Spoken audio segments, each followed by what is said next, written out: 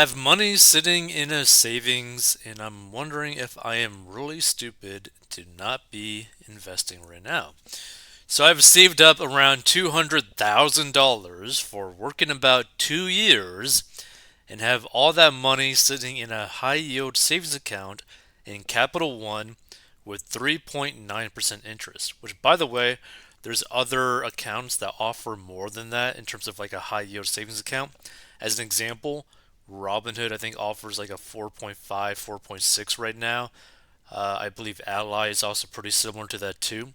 So there's you could actually be getting more money than what you are right now. I am also 24. Dang, that's crazy. 24 years old, and you have 200K in a high yield savings account. Look, you ain't doing bad at all. That is pretty amazing. I kind of wonder what you're actually doing for a job, but that's actually a pretty awesome thing. I also work as an SWE at a quantitative firm, I'm guessing. Work as a SWE. What the hell is an SWE?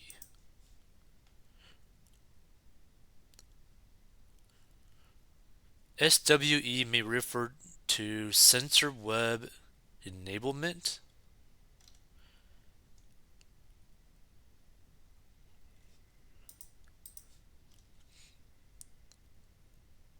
Oh, okay, so it's front end, back end, full stack web development. Okay, interesting. That's a lot of money though. Like, what on earth are you making? So make good amount of month per month, I guess money per month, to compound into savings.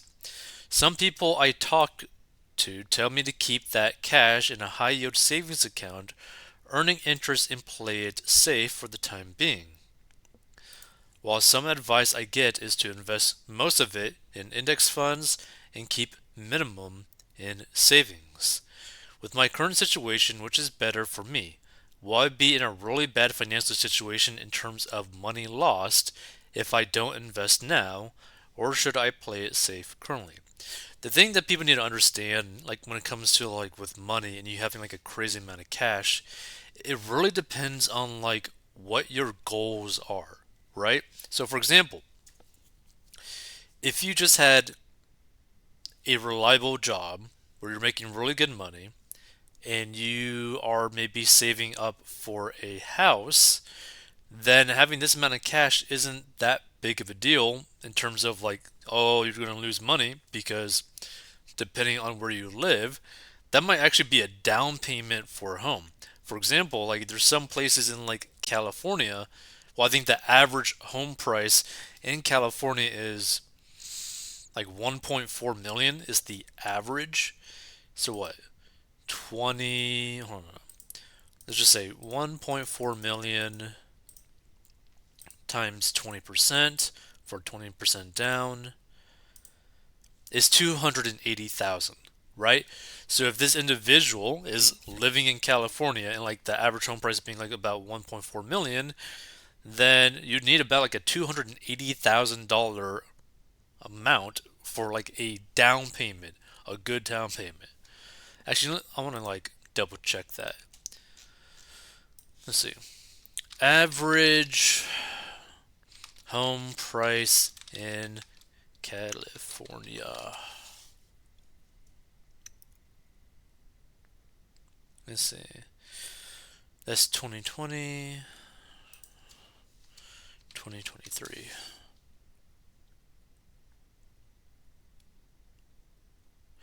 Okay, so the average home price in California in 2023 is projected to be 1,120,000. Okay, so let me redo this. So 1,120,000 times 20% is 224,000 is how much the person would probably need for a down payment for the average home price in California. Again, as an example, right? So you could be saving money. Like if that is your goal to like basically be a homeowner and you're saving that amount of cash as like a down payment for your average California home price, then it's not too crazy. Now, what you could also be doing is saving money to literally buy a home in cash because 220 something thousand or 200,000 cash is technically what they have. Depending on the state, you could be buying a home in cash straight up, right? It all depends on like what you need. And like you being like 24, you probably actually don't even need that much. Not only that, say you don't even go with the route of buying a home. Maybe you buy a condo. So it could actually be potentially cheaper. So maybe you buy a condo for like 150, maybe even like 100,000 depending on the location.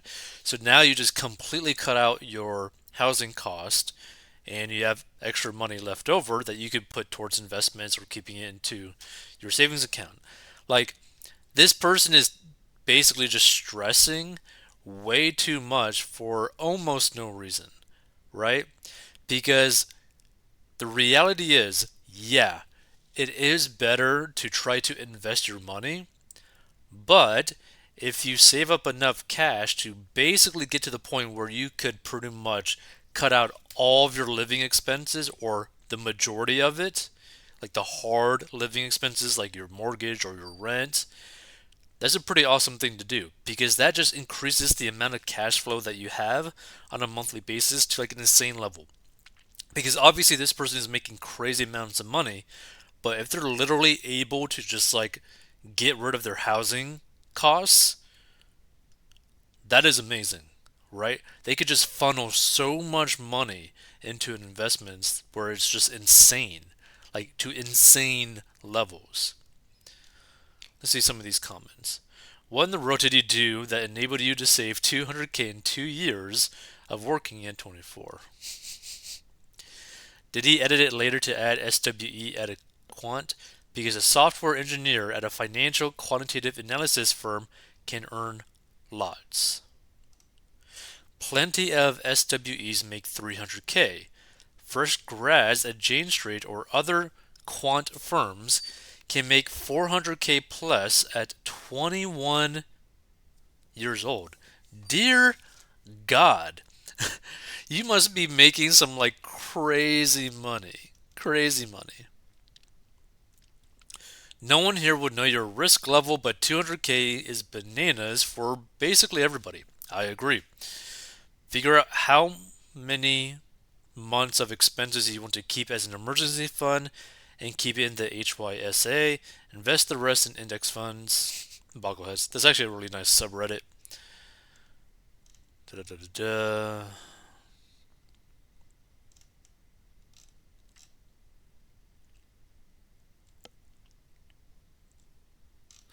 Hold on. Let's see. I think this is an interesting one. What you could be getting 5% in a CD.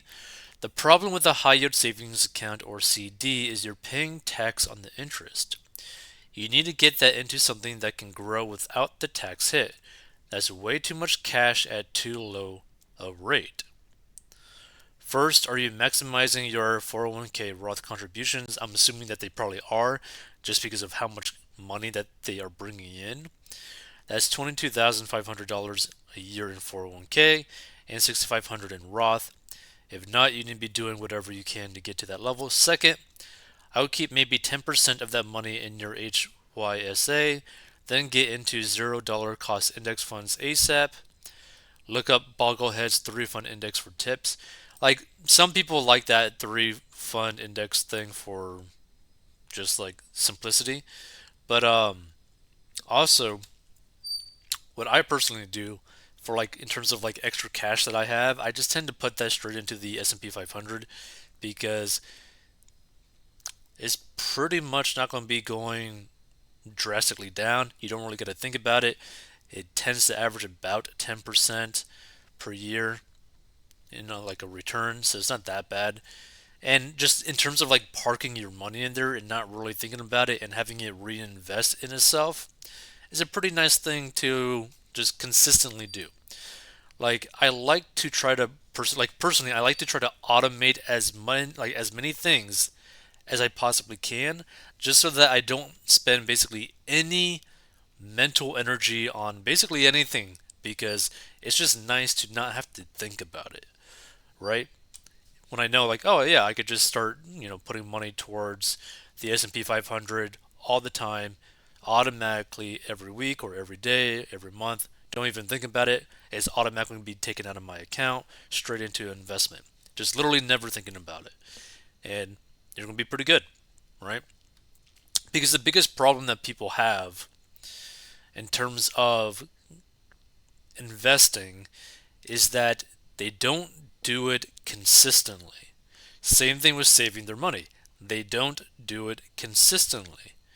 Like they are consistently spending every single day on like their daily needs or wants, but they don't do the same thing in terms of investing or saving their money. This person is obviously saving like a crazy amount of their money, but they are not consistently investing. Like if they were consistently investing, they wouldn't be carrying this crazy amount of cash, right? So if I was them, I would just start right now, basically automatically investing money every single month at a certain amount, right? So let's just say like 2K a month or 4K a month or 5K a month automatically, right? But again, it all depends on what they are actually wanting out of their life in the next few years, right? If they are wanting to buy a home, they need that money for a down payment or to buy off a house in cash. If they are wanting to maybe buy a condo, same thing. Are they wanting to buy a new car? Okay, maybe they want to use it in cash, right? Which they should, but also not a brand new car, but they could definitely afford a new car just because they're making crazy amounts of money. But again, like it all depends on what the hell are you going to be doing in the next few years, right?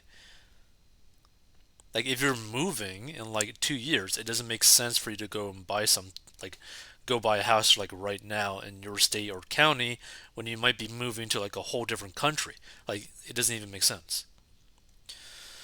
Kind of money in the market right now will make you very comfortable when you retire. For example, you have 41 years until retirement, not counting taxes. 200K at 3.9% for 41 years is 959,000. The market has returned 10% ARR on average, basically the S&P 500. Let's use 7% going forward to account for inflation and market risk. 200K at 7% for 41 years is $3.2 million. So basically, this is what is called opportunity cost, right? The opportunity cost of this individual carrying the cash, the 200K cash in their high yield savings account is basically multiple millions of dollars, right? So, for example, if you're someone who is just carrying a crazy amount of cash, your opportunity cost is potentially millions and millions of dollars from your future, right? You're technically like robbing from your future by just holding that cash. But that's really only if you're basically got no plans for the money. If you're literally just sticking this into your bank account, yeah, that's a pretty bad opportunity cost. Like that is horrible, right? But like I said, if you're trying to buy a home and pay it off cash, it's okay. Get that money out of HYSA and into the market ASAP. Don't look at it again, but every 10 years. See, that's kind of like my type of investment strategy is where I try to automatically invest and just literally not really pay attention to it, right? Because based off historical data, you can pretty much know that the annual average return on the S&P 500 is about 10% a year, right? And it nearly doubles every about 10 years, right? 7 to 10 years it would typically double your investment. So, as long as you consistently put money every single month into your investment or like an S&P 500 index fund, etc., at least that's what I do, you know that your money is going to grow over time, more than likely, right?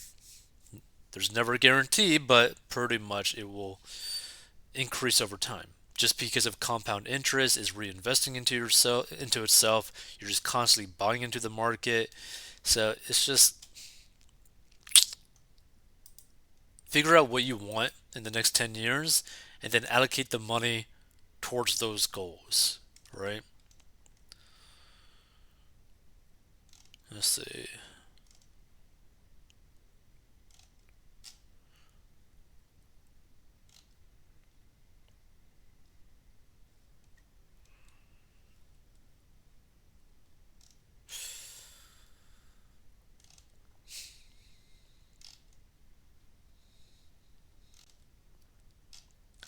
Yeah, I'm not really seeing like basically anything about the original poster's response to any of this.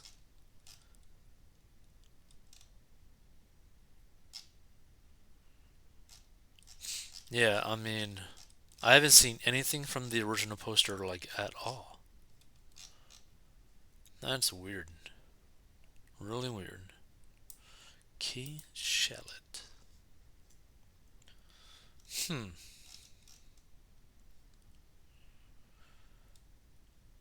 Oh wait, hold on. I'm an SWE at a quant firm. Yes, I have learned a lot, but this is about if my personal investment decisions are wrong. I also have a C1 checking, makes it much easier.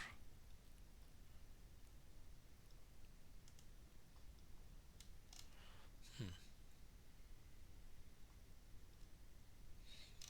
Geez, apparently they also pay 4K in rent? Dear God.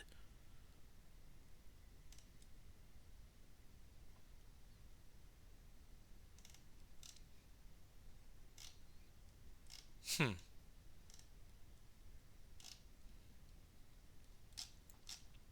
Interesting. Yeah, I mean, basically, this person just needs to put their money where their goals are, and that's basically it. I mean, what do you actually want out of life in the next 5 to 10 years, and then put your money towards that. But make sure that you are debt free. Make sure that you have an emergency fund. Make sure that you start putting money towards investments if you haven't already. Try to save a down payment for a home, which you pretty much already have, and just consistently do it, right? Just start consistently going towards your future goals, right? Like, if your future goal is to be financially retired, then start putting money towards investments that will financially retire you. Something to think about. If you want to learn how to get a debt, go to 40inbox.com or go down below.